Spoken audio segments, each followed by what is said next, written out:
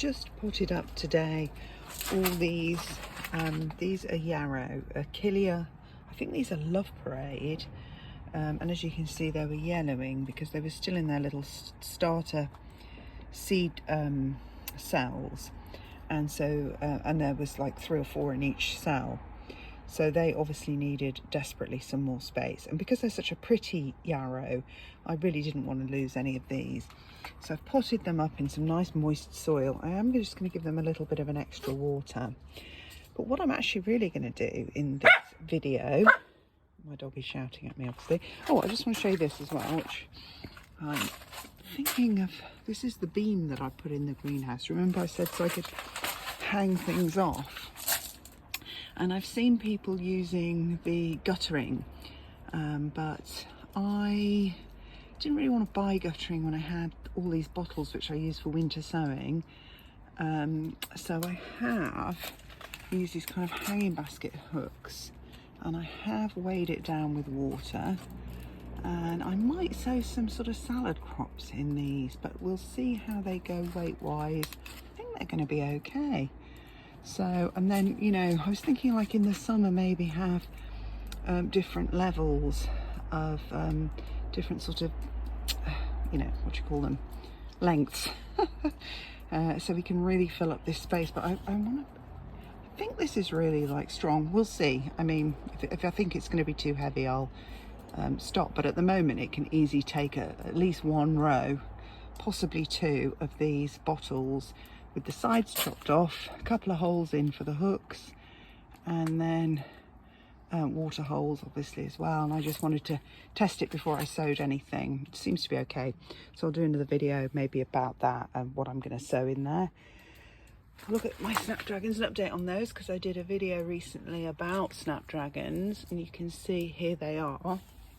And here's some I'm overwintering in the greenhouse, and where I damaged them, look, they've even grown back bushier. So they are absolutely fine, so that's great. Lots of activity here. My persicaria all died. I do have some more here, but they are not looking too good either. So now I'm thinking these cannot deal with the cold, so they all germinated fine. But something happened after they all seem to, they don't thrive. So I'm going to have to do a little bit more work and look into how they grow, because they were actually going to be the backdrop of the garden, the persicaria, but the kiss me over the garden gate, Persicaria orientalis these are. So yeah, I'll have to have a rethink about that, maybe do a little bit more research, see where I'm going wrong. What else was I going to show? Yes, so today I'm not doing any of that today. Today I'm doing the I'm actually going to soak my anemones, and I've got Bordeaux, so they're like a claret colour, and I'm going to do those today. I'm going to soak them and I'm going to pot them up tonight in 1 each in a bottle, funnily enough. And I'm going to put half of them in here, down the side here, and half of them outside to see if it makes any difference to their growing conditions, and see if I can get like a what do you call it, like a succession. But I am mindful of the fact that I've bought this variety before. I only just remembered actually, and none of them grew. So I'm not sure what to make of that, but they were from Marks and Spencer's, the previous ones, and these ones I'm doing today are from Dobby's. So quick correction, they weren't Marks and Spencer's, they were Waitrose anemones that didn't grow last time. Although we live in quite a wet climate in the UK, I still do soak them. So if I've bought them dry like this from the supermarket, I will, or DIY store garden centre, I will soak them first for several hours. Sometimes, I mean, if you just leave them out in the garden and you have a wet autumn, they will definitely come back. But sometimes, especially here in the southeast, we get quite dry spells.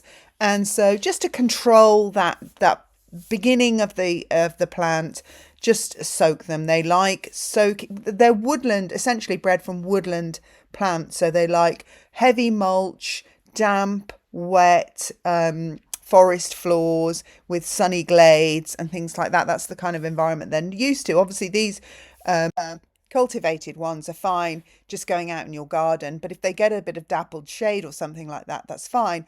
But one thing they will not like is hard, dry, concrete soil. So wherever you plant them, whether it be in a pot, in the garden, in the greenhouse, you must water them.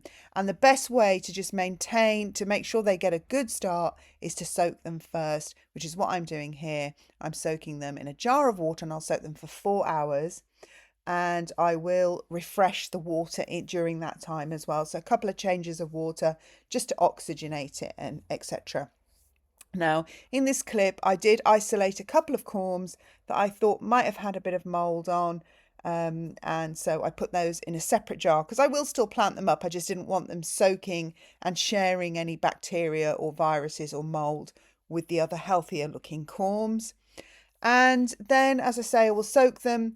And this, you can do this in spring if you like, but I like to sort of just get jobs done as and when and then forget about them, because if these corms stay moist, they will just do their own thing and they will come up when they're good and ready in the spring, but it just means I've done the job. So I'm not trying to plant everything all in one go in the spring. Really these plants need to have a head start. You can do these in autumn. I had some regrow from corms last year. They just regrew. We had a really wet autumn this year and they actually just regrew themselves, and then they kind of overwinter in the garden, and then they've got good foliage and roots so that they are really ready to spring into action with flowers in the spring, usually around May time.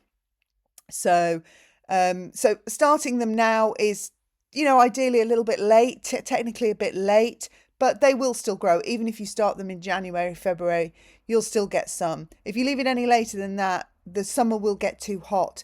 They are sort of spring, early summer plants. They will not like the heat of midsummer. So don't miss your slot with these. You really, really do want to get them in early. Now, just before I get on to the next bit about what we do with them next, I'm going to tell you a little bit about my website.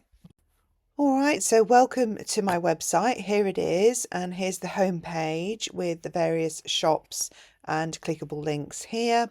At the bottom you have Learn with Jill, so I'm going to be adding some courses in the near future, mainly art, possibly website builds if you want to do something similar. Then if we scroll up to the top, you'll see the shops, the various categories, and you can see that there's a UK and a US store. I'm going to be adding a French store. You can buy my merch on almost all Amazon platforms.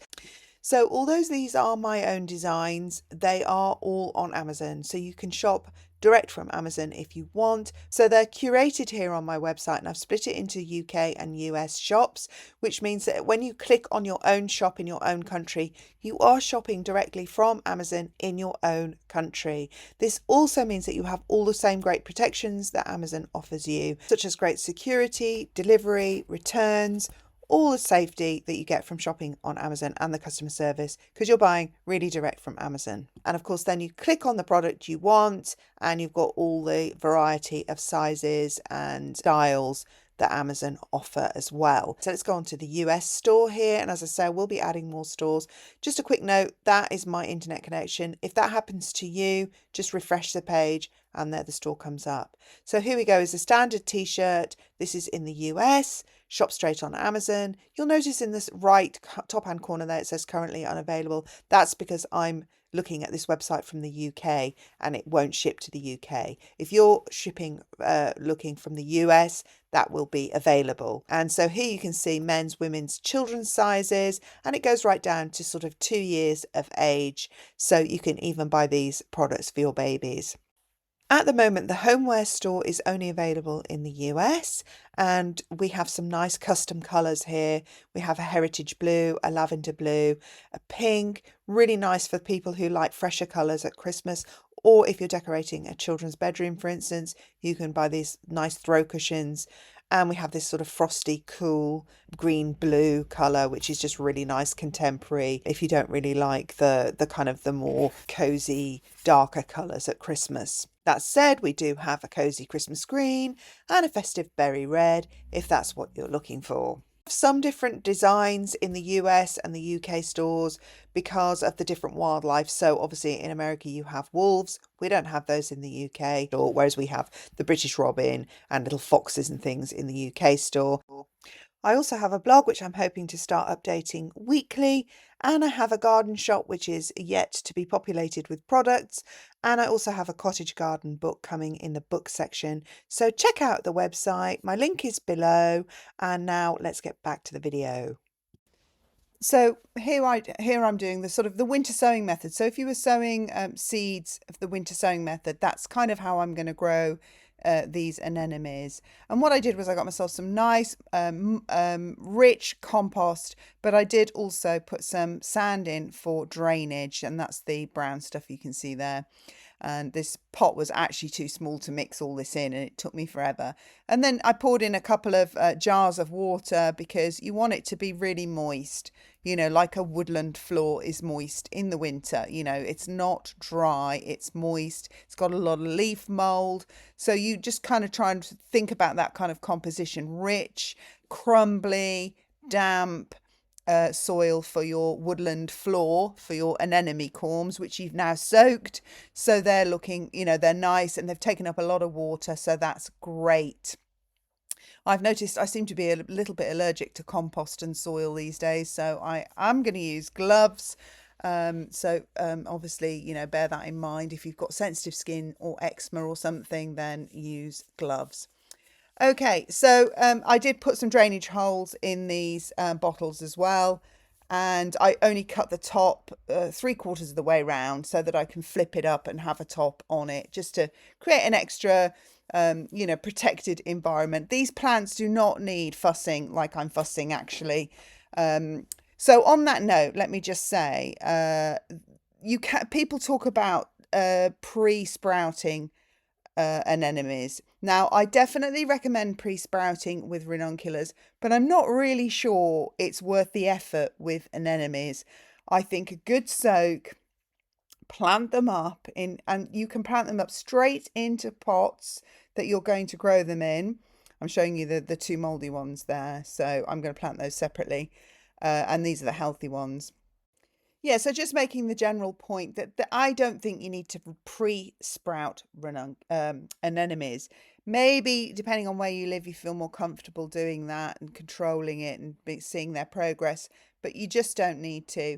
You just need to plant them up in the pot, either the pot that you're going to grow in or another pot that you're going to, and then you can transplant them because they're good for transplanting. Once they've got roots, once they've got some foliage, then you can move them into position, which is a good way of managing your borders as well, so that you have a nice, you know, you can put flowers in when they're ready to flower rather than just. I really can't stand weeding around millions of different varieties of flowers. So it is good to grow things in pots that you can later then transplant when they're nearly ready to flower. Not all plants, of course, like being transplanted, but anemones don't mind. So what I would do is put them in pots. You don't have to do them in this method, but I am. And then make sure you keep them watered. These are the ones that need to be kept watered. Doesn't matter if the surface of the soil dries out a little bit, if you miss a water, you don't want to obviously soak them and rot them. But to give you an example, we've had a really wet autumn. We've had deluges constantly here in the UK, and my anemones seem to have done really well this year. And for that matter, we had a similar autumn the year before, and I tell you, my roses did really well as well. So some plants really do like a lot of water, and anemones are one of them, which is why the soaking method does work, and it helps you just control that environment to get them started. So I'm a little bit nervous about putting these in the greenhouse, to be honest, because I'm a bit nervous that I'm going to forget to water them. So maybe I might think about moving them back out. I don't know. But my point being is you can just put them in pots. A bit like, you know, sometimes you get you know, people start hyacinths and tulips in separate pots and then plant them out when they're, you know, when they've started to sprout and they've got a, you know, a couple of inches of green on the top. Then you can start arranging them where you want them to go in the garden. Anemones you can treat similarly. So as you can see, I'm putting the sort of the wet soil in the bottom here, and I've got the wet soaked corm now, and then I can cover it with I've covered it with about 1 inch or more soil to make sure that it's in the dark. This is important to sprout it and to get it going. It must think it's in the dark, and so therefore just a layer of soil will achieve that. And by putting the corm in the middle of the bottle and in the middle of a pot, if you're doing it in a pot, that means there's no light can kind of get to it from any other angle. So just that's the main thing. If you think about it, just keep them in the dark, keep them damp. That's the woodland floor that you're creating. Now, saying that, these cultivated ones, I just want to reiterate, they don't need to be in a woodland spot. They will do well in part shade, but you know, they also do like the sun because they're a cultivated, they're not a woodland anemone. Do bear that in mind. Don't treat them entirely the same. But in terms of sprouting them and getting them started, just think about that woodland floor, very, very high humus, you know, all this leaf mold, very crumbly, wet, but also good drainage, hence why I added the soil, the sand and the drainage holes. So then I just put one in each bottle, and the mouldy ones, there was 2 of those, so I put them in the same one, and I threw in a lid from the bottle just to remind me the one with the lid in is the 2 mouldy ones. So we'll see how they do. We'll see what happens to them and see if they were adversely affected by that little bit of mould on them. And then, you know, we'll come back to you. So that's that. So as you can see, put one in the middle, cover it nicely with a good inch or more of soil in the dark. And then I just did however many there were. I think there was 18 in total. And then I put them in the greenhouse. So again, to reiterate, they probably can go outside depending on your area, but they won't. I think of them like snapdragons. I said -4, -5. Don't go below that for prolonged periods. They may not survive a hard frost that's below that for prolonged periods. So obviously in parts of the US, Canada, etc., you will have to keep them in a greenhouse anyway. But do you know what? I'm just going to leave them all here. I've changed my mind. One thing you don't want them to do is dry out. So let's just reiterate, these can go outside. They don't need to be in a bottle. You could just plant them straight up in plant pots and then keep them watered if you have a dry spell, even though it's winter. The soil must not dry out, but again, you don't want it to be boggy either. So I think this is a nice spot for them. It's wasted space at the back of this raised bed anyway. So it kind of just gives me extra bang for my buck with my greenhouse, which is what you want. You know, you want to be able to fill it.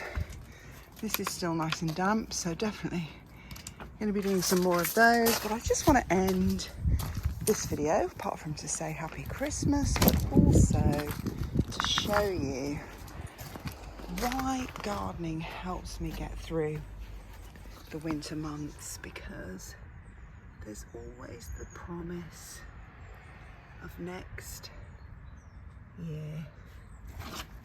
There's always something happening that gives you hope. So there we go, and there's my sweet peas over there as well, you can see in the bottle. So there we go. On that note, Merry Christmas.